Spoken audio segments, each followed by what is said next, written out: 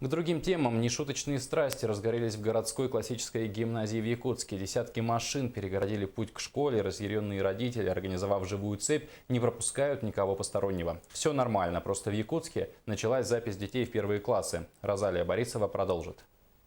Нешуточные страсти разыгрались в городской классической гимназии. Десятки машин перегородили путь к школе. Разъяренные родители, организовав живую цепь, не пропускают никого постороннего. Те, кто не попали в группу в WhatsApp и не успели зарегистрироваться и занять очередь в так называемом официальном списке, не могут и близко подойти не то что к школе, к ее воротам. 11-я группа, 12-я группа в автобус.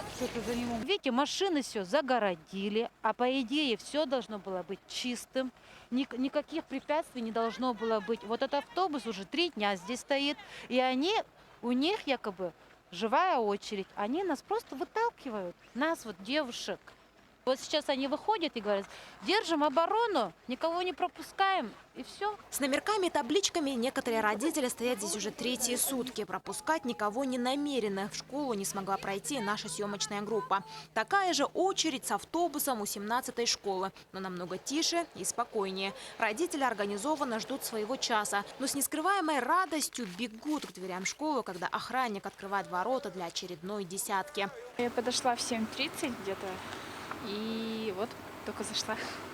По очереди 107-я приходится, чтобы ребенок попал по прописке сюда. Потому что мест все равно мало, а детей много. Официально список создали в группе в WhatsApp, и потом заняли очередь, чтобы было все цивильно. Дежурили, получается, приходили с скольки до скольки, по час дежурили примерно. Это же только наша инициатива получается. А со стороны властей никаких инициатив нету. Ну, хоть спортзал, что ли, предложили пройти, чтобы тепло было. Традиционная тишина царит в 5-й школе. Здесь никогда не бывает ни автобусов, ни криков, ни ссор. Родители спокойно подходят, заполняют документы и ждут результатов. Очереди большой нет, ажиотажа никакого нет. Все идет спокойно. Родители заполняют заявление. Буквально 1,5 минуты, и мы документы берем. Всех детей по микрорайону мы записываем сейчас. До конца наступающей недели на сайте школы будет приказ о зачислении.